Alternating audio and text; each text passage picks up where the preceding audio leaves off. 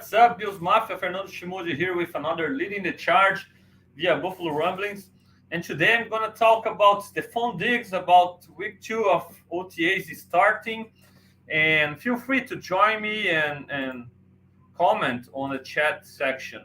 It's going to be a pleasure to interact with you and share my thoughts and see how you react at those thoughts. Without further ado, I want to go to the main topic. Where is Stefon Diggs? I know it's being said a lot on social media that people don't care about Stefon Diggs not being part of OTA so far, and that it would be news if he were there because that's not common to see Stefon Diggs joining OTAs. It's not mandatory, so he has the option to skip them, and it's all good to most of the fan base. But I'm gonna share my thoughts about why I don't see it being so good, or why I'm not okay with it, and I'm pretty sure a lot of people at One Bills Drive aren't neither. So most of you who has followed my work since Cover One days writing and nowadays via Buffalo Rumblings with my Leading the Charge. You know my past as a professional soccer player here in my country in Brazil. And when I speak about locker room dynamics, I have some experience living inside locker rooms. I've actually lived inside locker rooms for almost my entire life, 16 years as a professional, more maybe 6 or 7 years playing academies in professional clubs. So I've lived all my adulthood and a lot of my teenager years as a soccer player, in living all the dynamics inside locker rooms. And I bring this experience alongside me to talk a little bit about how does it work between coaches, players, teammates, and even staff in general. So when I give an opinion about this kind of stuff, I have a little bit of experience talking about it. Obviously, it's not an NFL locker room. It was in an American atmosphere, but a lot of stuff is kind of similar. It's pretty similar, so I feel confident about some of the thoughts I'm gonna share with you. And I also wanna let you know that I'm perfectly fine if you disagree with my opinion. I totally respect. And obviously OTAs aren't the portion of the year that are gonna win Super Bowls for teams and things like that. But my problem with Diggs is all his behavior since that Bengals game. And let me put this ahead too. I'm a big fan of the guy. I'm a big fan on 14. I really believe he's a top 5 all-time Bills wide receiver, maybe top 3, maybe top 1. He can end his career as the best Buffalo Bill wide receiver ever. He has this potential. He is this kind of player, and obviously it will be a matter of what he has already done, but what's coming ahead in the next few years.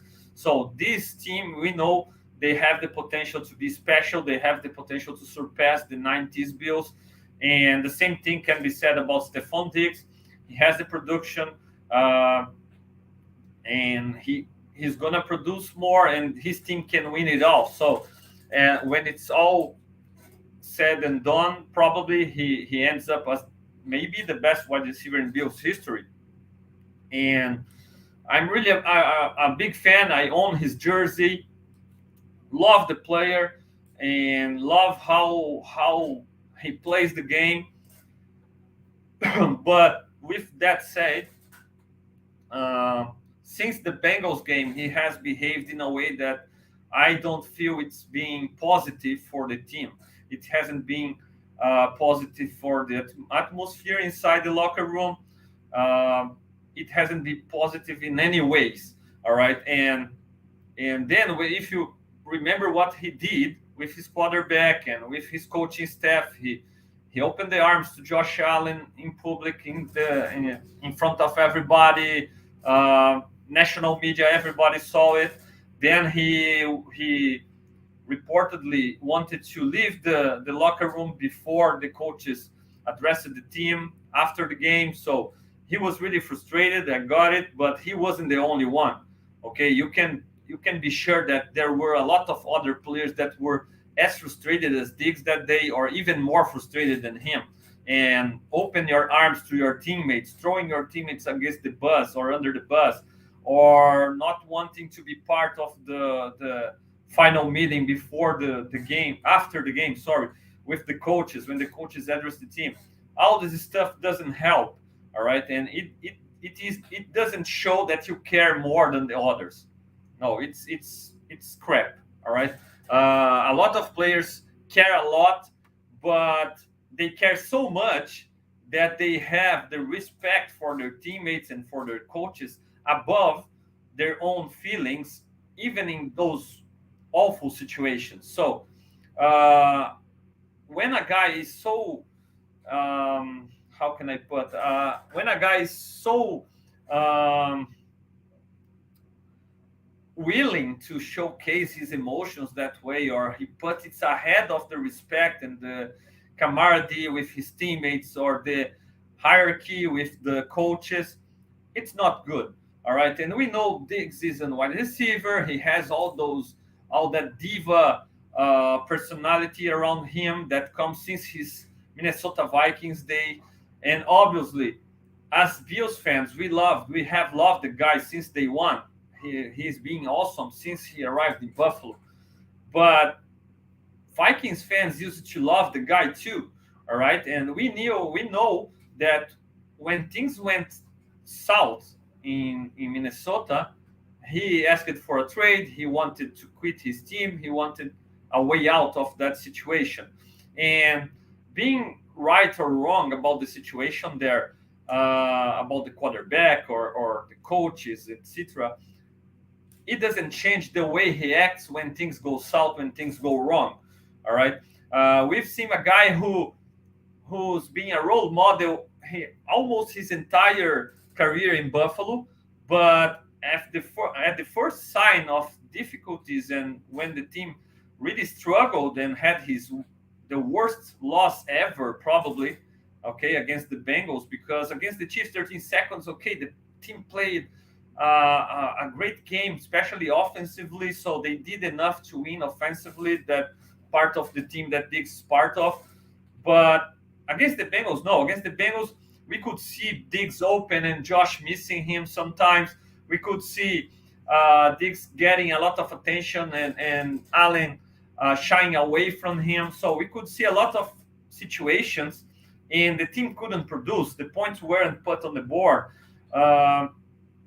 So when things went really wrong, Diggs was at his worst also, blaming or kind of blaming with body language, blaming his quarterback, blaming his offensive coordinator, not wanting to be part of the team at the end of the game and in the locker room, wanting to go away real quick. And it's not a captain behavior. All right. So, okay, but it's part of human nature. He's a human. He he couldn't help his feelings and he showcased them, and it's part of the game, it's part of the situation, and we can understand that when he's hot-headed right after the game and during the game, mistakes happens. But he didn't show any regrets after this game also.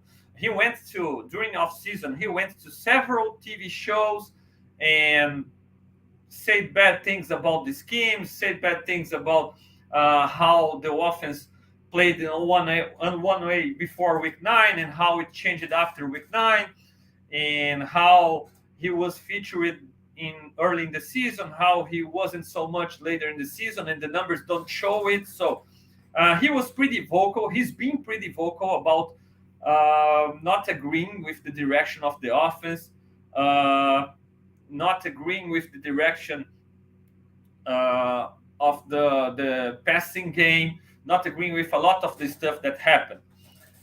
He's been vocal about that. He talked about it on several different shows.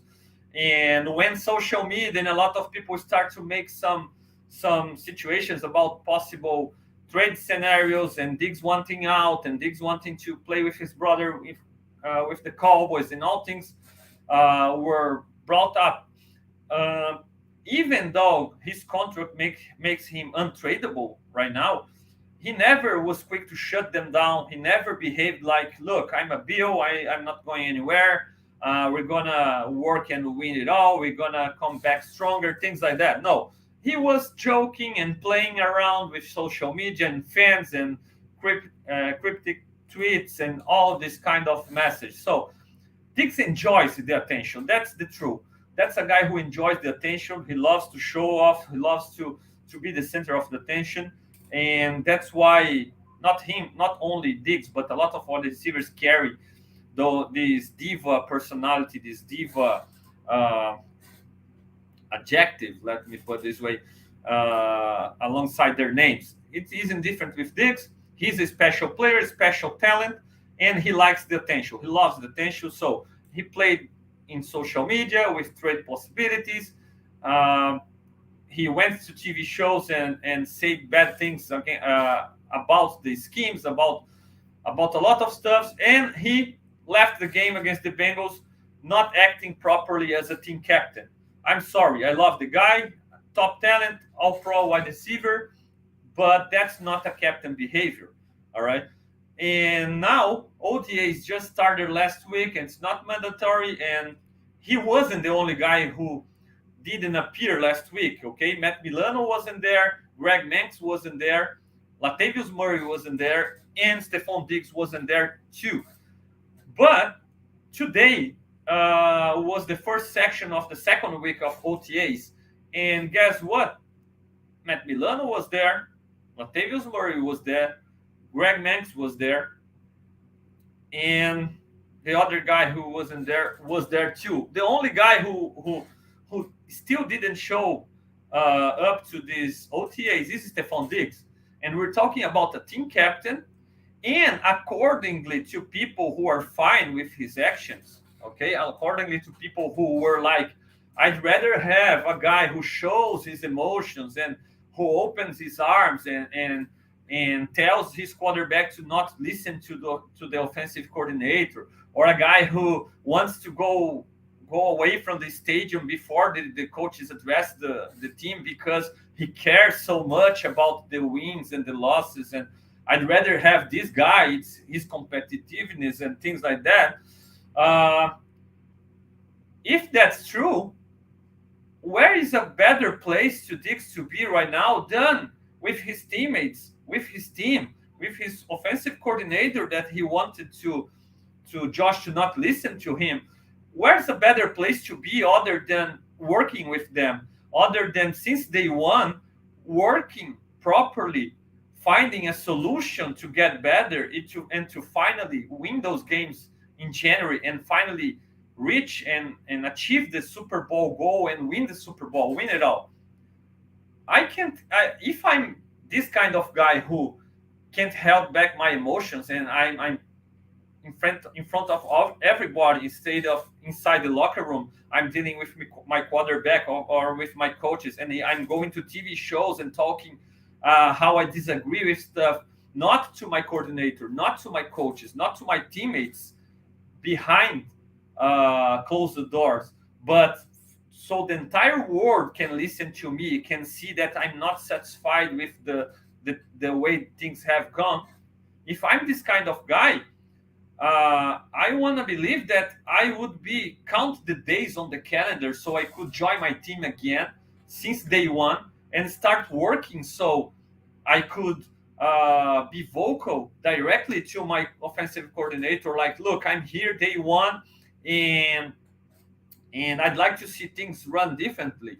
I'm here day one, and look, Josh, I want to be your number one target as I've always been, and I'm going to work since day one and set the tone and lead by example and show the young guys and the new guys who are coming to the building and the coaches and everybody that all those actions back in the Bengals game and all those actions during off season, I'm gonna continue going in this direction and showing how I'm not comfortable. I'm not satisfied with the way things have been. So it hasn't happened. Okay, Diggs uh, did all he did in the Bengals game during off season, and now that every single player from this team has been there in OTAs at some point, at some practice. And obviously, yes, today Von Miller wasn't there. A lot of other players, Gabe Davis wasn't there today, but they were last week. So from all the players, all 90 players on the roster, the only guy who hasn't shown up so far for one practice at least is the guy who cares the most. Explain me why. I can buy it.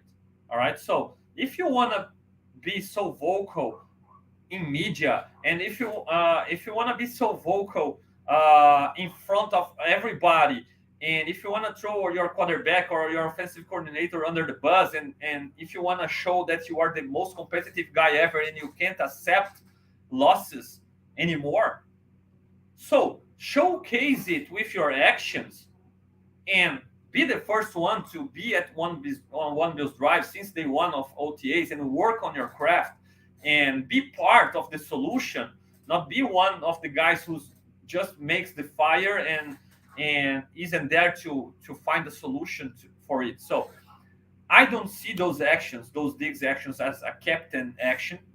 Von Miller last week was asked about, oh, Von Miller, Stefon Diggs isn't there, and how about it? And Von Miller was quick to say, look, that's a star guy, that's an elite player, that's a guy who's gonna be ready when things matter. He will be there when it's mandatory. He will be our wide receiver one.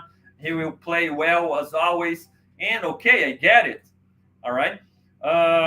When I had Stevie Johnson here in the lead in the chart, I asked him about this behavior by Diggs, and Stevie said the same thing. Like, okay, he'll be there when it's mandatory. He'll do his part, and it's all good. And I can understand that, okay, and I can accept that. That's why I'm not calling out Matt Milano here for not being here in OTAs week one.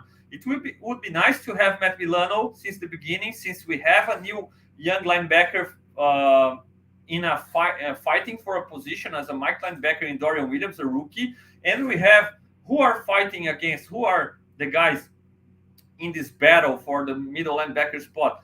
Terrell Bernard, second-year player. Braylon Spector, second-year player. Tyrell Dodson, fourth-year player, but okay, hasn't been a starter in this league. Okay, and AJ Klein, a veteran who can lead and who can set the example for the younger guys. But we know that Matt Milano is the all-pro guy. We know that without Tremaine Edmonds, Matt Milano's role as a leader increases. And also, we know whoever wins this competition is going to play alongside Matt Milano. But even if I wanted to call him out for not being here in OTAs week one, he's already here in week two. So for some reason, he wasn't there last week, but he joined the team. He practiced today. And even if he hadn't practiced today, we're not talking about a guy who's being vocal in the media, bad mouthing everybody or saying he doesn't agree with the direction the defense is going. Or no, that's a guy who played his role, was an all-pro, was important to the defense, and I'm sure he cared a lot. We didn't see Matt Milano opening his arms to McDermott or to other defensive players, or we didn't see Milano going to the media and saying bad things about Leslie Frazier or the defense. But we know that he cared. We know that all those guys cared. All right, and so Diggs' actions don't make him care more than others. And if he didn't care so much, if he really cares so much, he would be there already in the OTAs working on his craft. It's not like he's not working by himself, but it's not the same, especially when you are so vocal about not enjoying and disagreeing with the direction this offense has gone and the way the coordinator has adjusted the offense through the year, because he sounded satisfied with the early portion of the season offense, and he sounded bothered by the last portion of the season and playoffs offense. So why isn't him there working and giving his opinion and finding solution? So it's not a captain behavior, in my opinion. And yes, a lot of players, they're gonna accept that because as players are used to have since their young age, since Pee Wee leagues and college, they know that star guys, they can have a different behavior, and coaches are gonna accept that because of what they do during games and how do they impact the game positively. So coaches tend to be more, I wouldn't say comfortable, but they tend to accept this kind of behavior by their star players because they are stars after all. So they don't think they need to be there working right now because they're not competing for a spot. They need to be healthy. They need to care about themselves and deliver when time is properly, right? Anyway, I have no doubts in my mind that McDermott isn't pleased. Sorry, McDermott isn't pleased when he sees Rich Eisen show and he sees Diggs saying bad things about the offense or saying bad things to the media. I'm sure Josh Allen, okay, he loves Stefon Diggs. He's best friends with Stefon Diggs, and but I have no doubts in my mind that Josh Allen wasn't okay with Stefon Diggs opening his arms in front of him and like practically throwing Allen under the bus and throwing Dorsey under the bus. I'm sure Dorsey also isn't pleased with that. But we are lucky to have a classy organization right now, led by McDermott, who installed this culture, the process. And McDermott isn't gonna come out and say a bad thing about Stefon Diggs. Brandon Bean isn't gonna come out and say bad things about Stefon Diggs to the media. They can talk to each other behind closed doors. They can tell directly to Stefon Diggs, but they won't go to the media and say bad stuff about him. Forget it. And we are lucky to have Josh Allen the same way, because Josh Allen is also a star right now. All right, he has grown a lot in this league, but since the beginning, that's a guy who dealt with a lot of critics and a lot of bad things being told about him, and he never said a word in the media about all those stuff. Remember when in his rookie year they were gonna play against the Jaguars and Jalen Ramsey was pretty vocal about how bad Josh Allen was and how he would intercept Josh all the time and things like that. Jamal Adams, another guy, and Josh never said a bad thing about them in the media or in the press conference. He always said the right things, and he always said like, okay, I don't care, and the guys are great players, and we're gonna compete and things like that. But in on the field, Josh Allen was a killer. All right, he threw touchdowns against Rams and flexing in front of him, and was like trash talking him all game long and imposing himself. That's the behavior that I want from my leaders. Not talking crap to the media or talking crap to in TV shows or showing off to the fans that, oh, I'm gonna open my arms and I'm gonna do a lot of crazy stuff here so the fans can see that I care. That's fake, man. Sorry, that's fake. That makes no sense. Now, a guy who says the right things to the media, it's not like, oh, he doesn't care. He cares. He cares so much that he's protecting his teammates. He's protecting his coaches. He's protecting the people who fights with you, who goes to war with you every game. That's the behavior that I want from my leaders. So that's the behavior I've seen from Josh Allen. Josh Allen hasn't said a single bad thing about Stefon Diggs, despite Stefon Diggs opening his arms and going the direction he chooses to go. So that's what I want. Can we affirm 100% that Allen is okay with all Diggs has done? No, we can't. And probably he isn't. He's probably gonna be. They're probably gonna sort it off behind closed doors, and they're going to work together, and they're probably going to be fine if the team can continue to produce, win games, compete, and that's it. But we could see Josh, even in his press conference, when he was quick to say all the right things, he was like, "Oh, I'd love to have Diggs here, but unfortunately, he isn't here. He will be when it's mandatory." So, even saying the right things, he threw a little shot, in my opinion, at Diggs. Like, okay, it's not like, oh, it's all good. He's never here. It's all good that he's never here because he's always right. No, we'd love to have him here. Yeah, we'd love to have him here, especially after all his actions from this off season. So that's my opinion on Stefon Diggs. That's not team captain behavior, and I even believe that we might see it being a thing when team captains are voted during preseason or ahead of week one, because the players are the ones to vote on team captains, all right? And the Bills have carried a lot of team captains, so it might not impact Stefon Diggs' status, but we've seen in the past Dion Dawkins losing his captain badge and his captain status. And I wouldn't be surprised to see Diggs lose his badge in this offseason too, because as I said, I can see McDermott pleased with all this situation. I can see Dorsey pleased with it. I can see Josh Allen pleased with it, and neither of the other offensive guys and the veterans. They can accept it.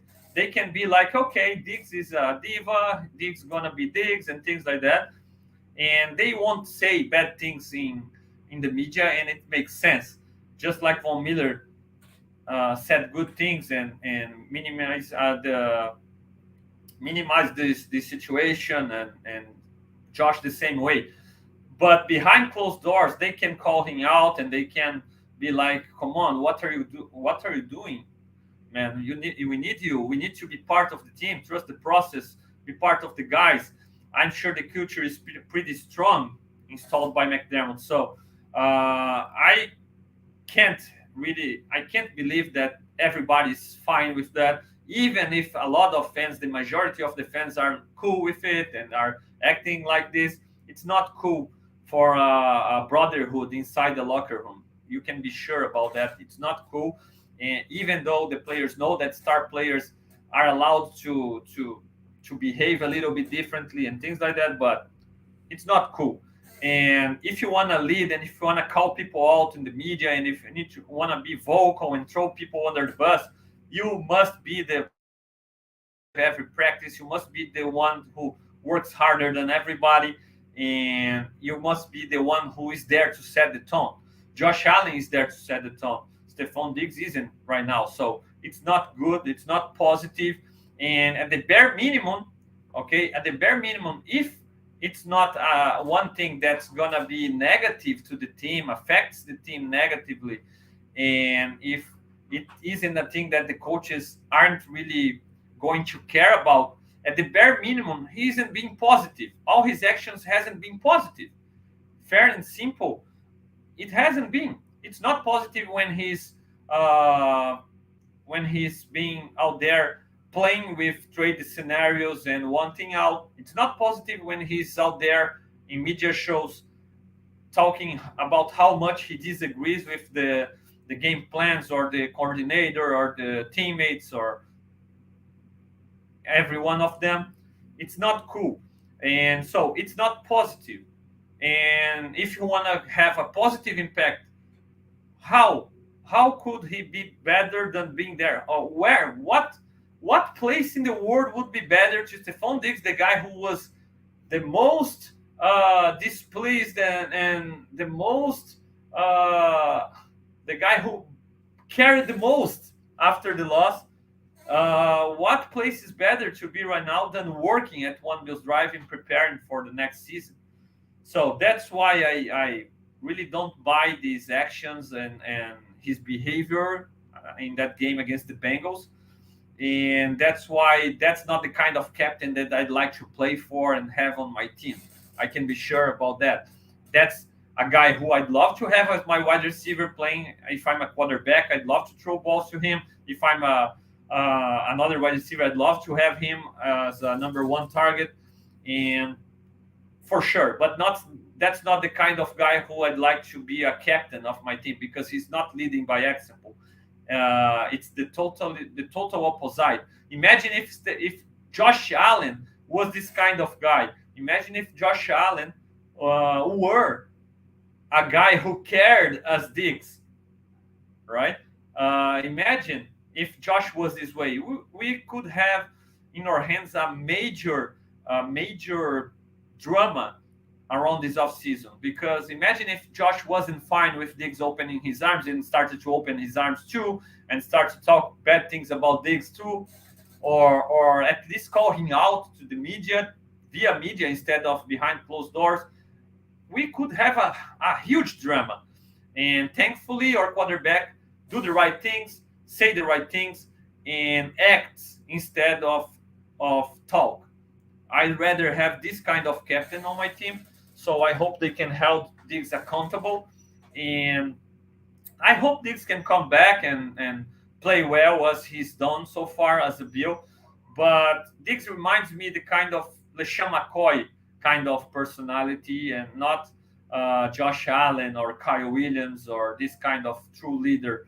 Uh, and that's a star player. That's a guy who's gonna be voted because he tries to he's the main guy. He's the guy who wins games for you, and he's the guy who leads by example.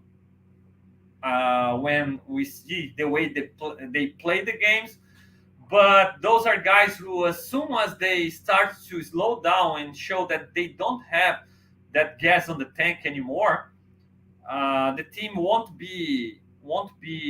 think twice before cutting them. We saw it with LeSean McCoy. No matter how good you are, at some point, Father Time's gonna beat you.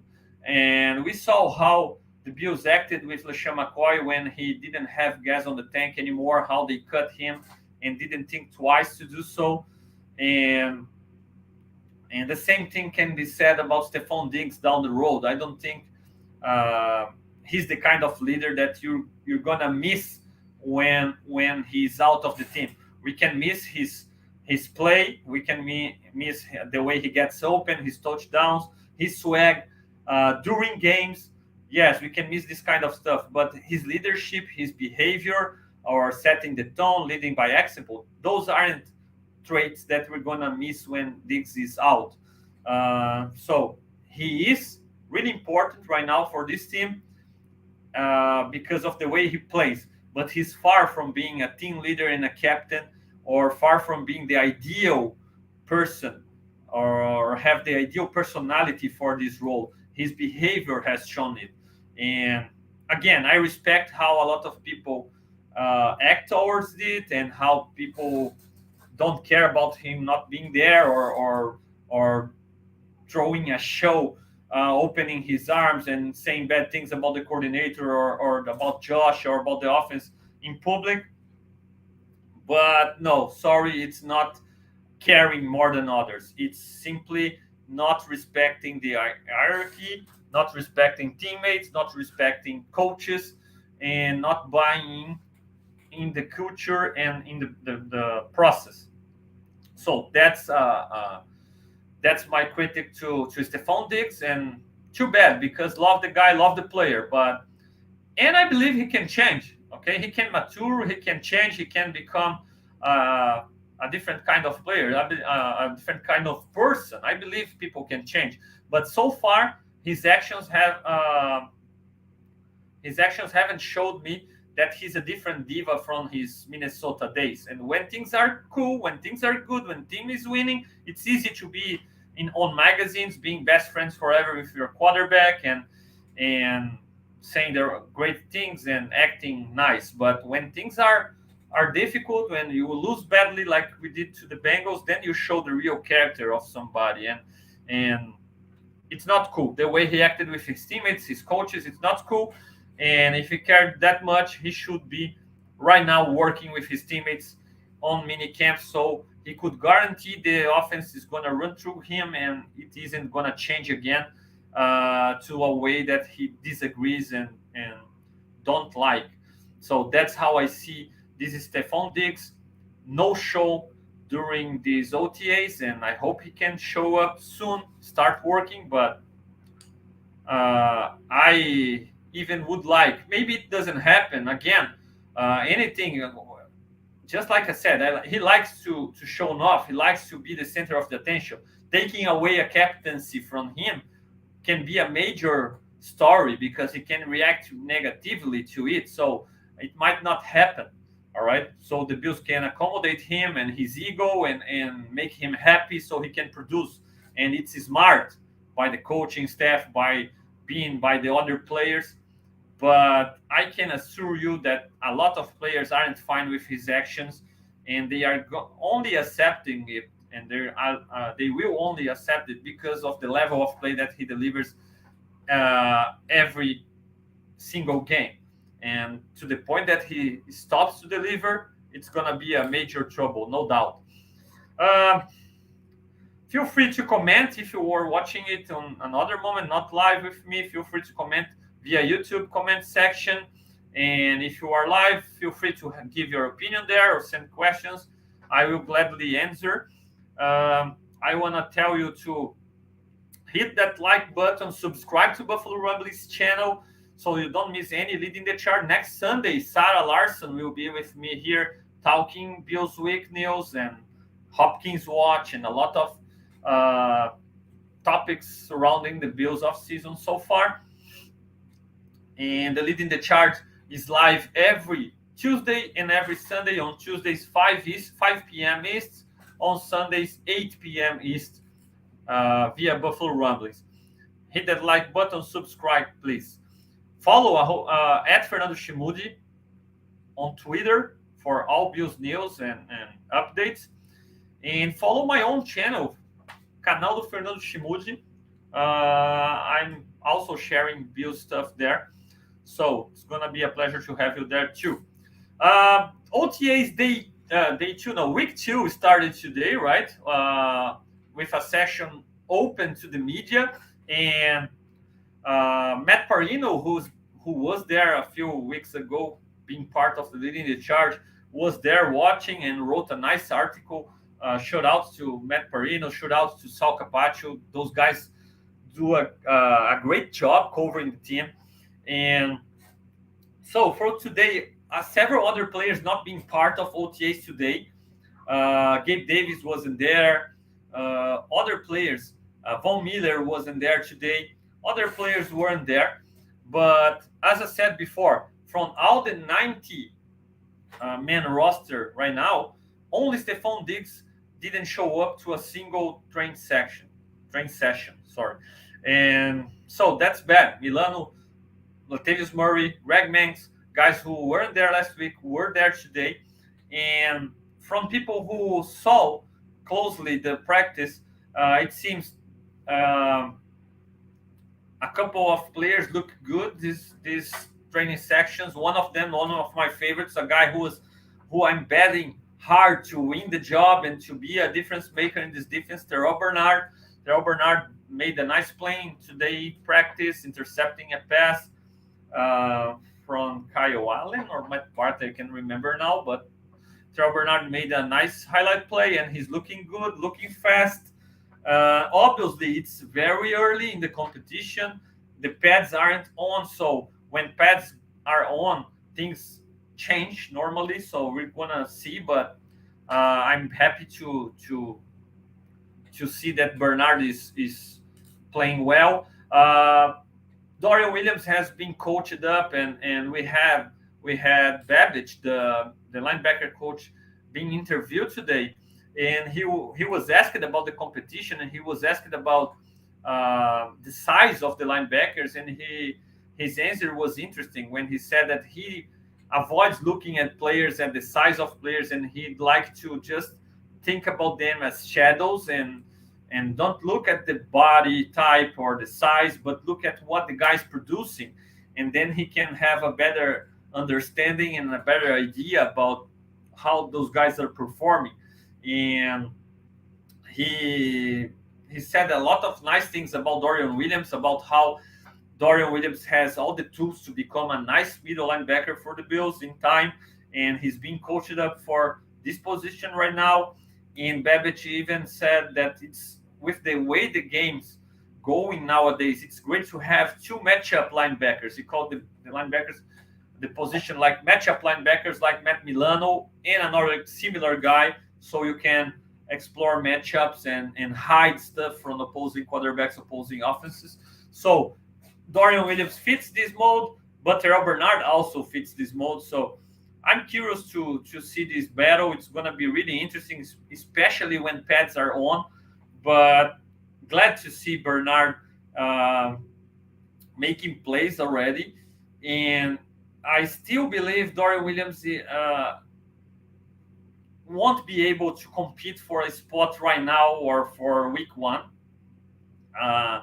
I really love what the Bills are doing with him, preparing him to play the position that we have a question mark, right? And not preparing him to be a Matt Milano backup, because where we have question marks, middle linebacker. So Terrell Bernard is my favorite to win this spot, but Tyrell Dodson, Braylon Spector, and even AJ Klein are guys who can play there. And I think with AJ Klein, you have the bare minimum of what we expect for this position at the middle linebacker spot, with his experience and at the same time the lack of athleticism compared to Bernard or to Dorian Williams. Klein isn't a matchup linebacker, plain and simple. But if Bernard doesn't work out, if Dodson doesn't work out, and even Spector, all right, it's pretty obvious that AJ Klein isn't the ideal middle linebacker for this Bills defense. So Dorian Williams being prepared to play maybe from bye week on, maybe even later or a bit earlier, but having the rookie prepared to step up if those guys can't hold down that spot, it's really smart. It's really good, and I'm curious. I'm really curious because I like the direction this position is going, to be honest. And if Dorian can win this job since day one, it says a lot about Dorian Williams being able to pick up all these schemes and learning real quick. But it says also it says a lot about Terrell Bernard not being able to hold down that spot, because Terrell Bernard essentially is Dorian Williams 1 year ahead of Dorian Williams. They were picked almost at the exact same spot in the third round. 89 Terrell Bernard and 91 Dorian Williams.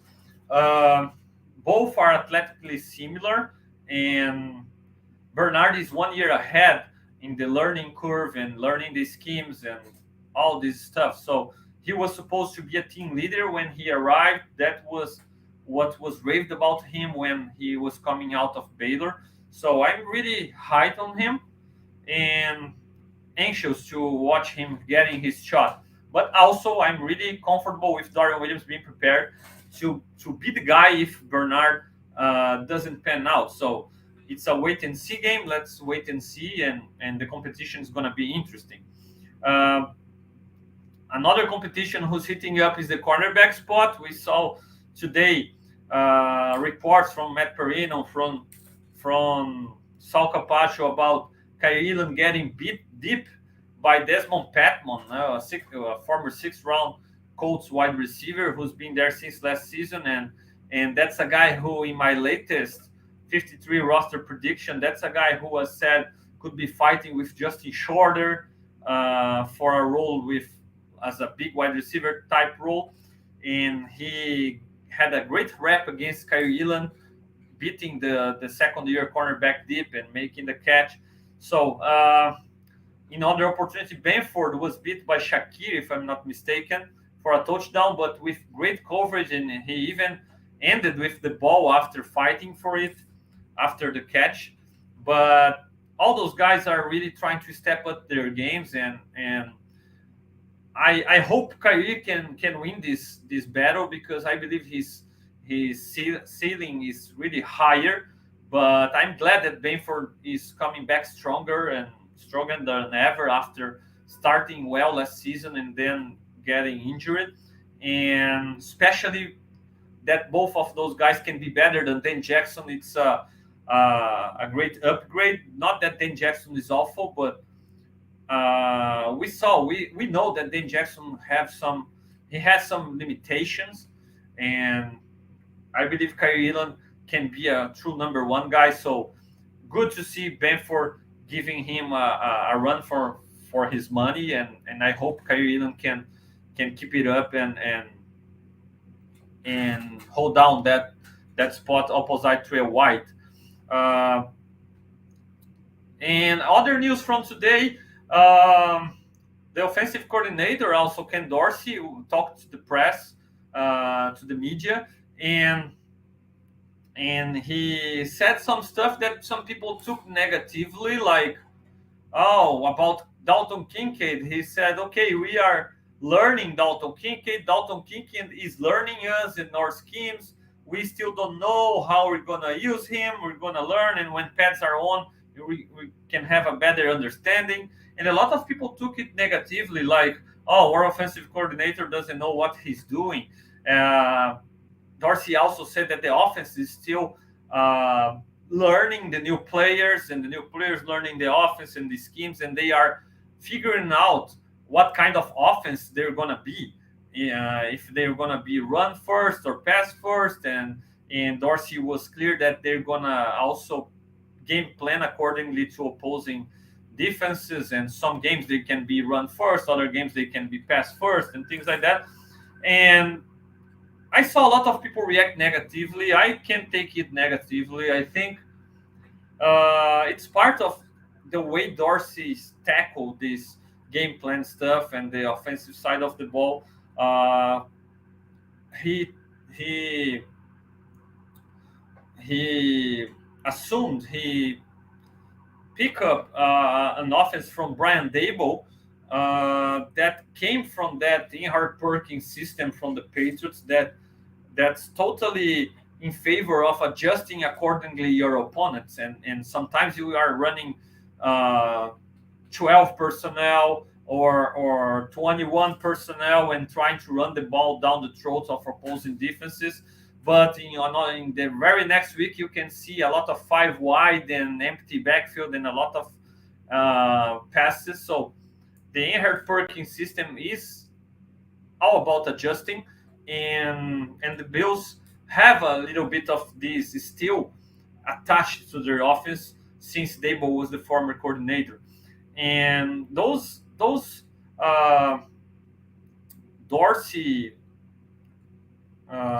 sentence about this offense still being figured out and still in the learning stages and starting to put things together.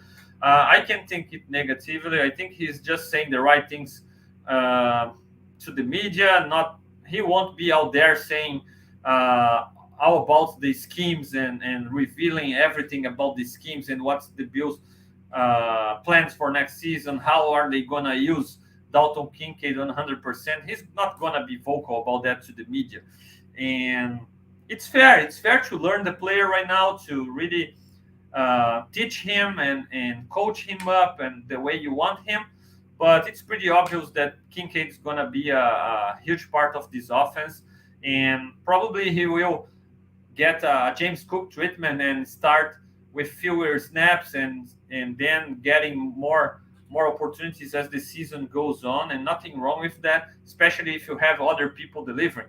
And we know that DeAndre Hopkins is still a possibility, but even without DeAndre Hopkins, we have Gabe Davis is still a number two. We have Khalil Shakir coming to his second season. We have Deontay Hardy, who a lot of people are overlooking, in my opinion, but that's a guy who the Bills wanted really bad and went after him real quick during free agency.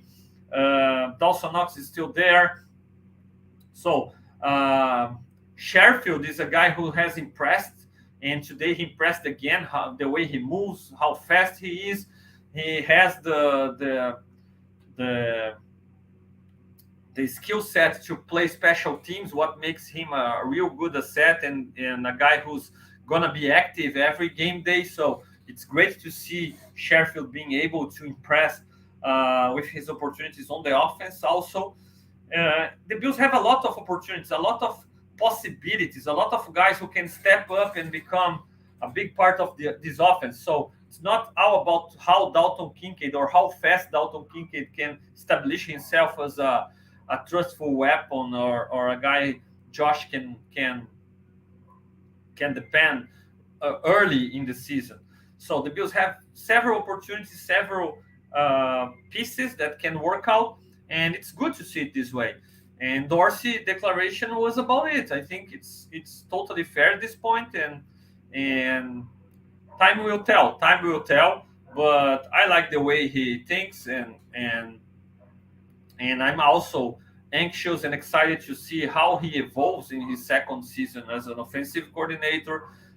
Joe Brady is back, Shula is back, so Josh Allen probably is even more comfortable speaking out his mindset and what he prefers and what he doesn't like to this offense to Dorsey. So I'm anxious and can't wait to see this offense next season. And I think that was it, Bills Mafia. I think we're going to have two more practice this week, right? Two more sessions, but it's close to the media. Today was the media session the session that was open to the media, and those were the main news that I could caught from I could catch from the guys who were there, Perino and Sal Capaccio and those guys who are covering the team closely. Hopkins watch continues. It's still a possibility. Today, there were some reports about Chiefs and Bills in an arm race for the wide receiver. And the reports are suggesting that Hopkins won't be able to get a deal similar to OBJ's one, around 15 million. Probably the most he can get accordingly to the media. Again, it's all rumors, right? But they aren't expecting him to get more than 10 million guaranteed, and then incentives. I don't know if that's really the case, because it's really weird for me, since OBJ is coming from such a tough injury and not playing entirely last season and got that deal. I think it's fair to Hopkins to expect the same kind, at least the same kind of deal available for him. But some people are betting that he's gonna be waiting on the market for a long time, since there aren't a lot of people interested, and according to Adam Schefter, teams aren't as hyped as fans on the Andre Hopkins. What's weird, in my opinion, because the guy really put up good numbers last season with more than suspect awful quarterback play, and in a team that was fighting for nothing. So I don't see it being the case, but it's been rumored that teams aren't that hyped on Hopkins, and he's waiting. He wants the money, and we'll see. But in my opinion, man, it's a no-brainer. Ben Bean can't let the Chiefs get this guy, and getting this guy to this offense opens up this offense totally. You have Diggs, you have Hopkins, you have two elite guys. Hopkins isn't at his prime anymore. He's still maybe the best hands in the NFL. He's still totally dependable. He's still a great red zone guy. He started to play more inside, so he can play inside and out, just like Diggs. You want to run more 12 personnel. You can run it with Diggs and Hopkins and make them interchangeable. So it's a no-brainer, in my opinion. If you miss Hopkins some games because a small injury, or if you miss Diggs for some games because of a small injury, you're still comfortable having one of them as the number one target. The same can be said without Hopkins on the roster. If you lose Diggs for 5-6 games, are you comfortable having Gabe Davis as your wide receiver one, and then Shakir, Hardy, Sherfield, Shorter, those guys needing to step up? How comfortable are you? I'm not so comfortable. I think we have a good group. We have solid options to step up and become something for this group as number 3, even number 2.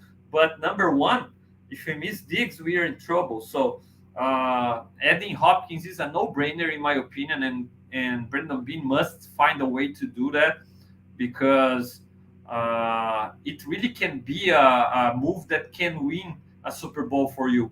It's not so secondary.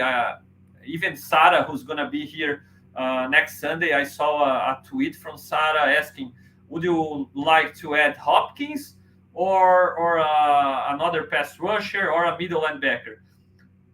I wouldn't even put middle linebacker there, because I trust the competition. I trust Terrell Bernard. I trust Tyrell Dodson. I like the possibilities there. And Dorian Williams being developed. I trust that Dorian Williams from week 8 on is capable of being solid there. I trust also Taylor Rapp can be a great nickel linebacker or in passing, in clear passing down. So I trust we have the pieces to do a great job at middle linebacker this season, and I'm really high on Terrell Bernard and Dory Williams.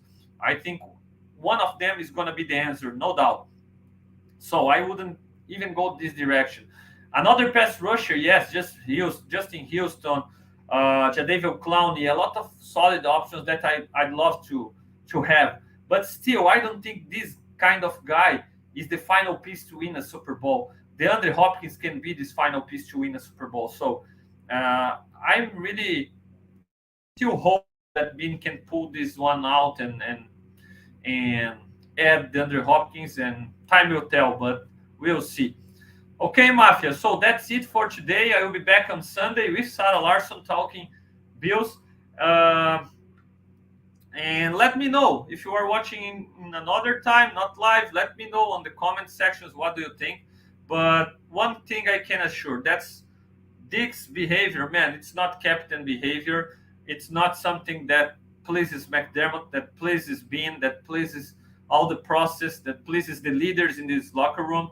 As much as they talk positively, as much as they cover Diggs for his actions, this is something that uh, might be discussed inside behind closed doors directly to him, and at the bare least, at the minimum, Diggs' behavior and actions hasn't been positive to this team and to the goal of winning a Super Bowl. Time will tell. I hope they can figure it out and Diggs can produce at his best and quickly be back with the team, and we can have a great season and win the Super Bowl. That's it, Mafia. Thank you so much for joining me. Hit that like button, subscribe to Buffalo Rumblings channel, and I'll be back on Sunday, 8 p.m. East, with Leading the Charge, talking Bills with Sarah Larson. Had a blast. Thank you so much, and see you on Sunday. Go Bills.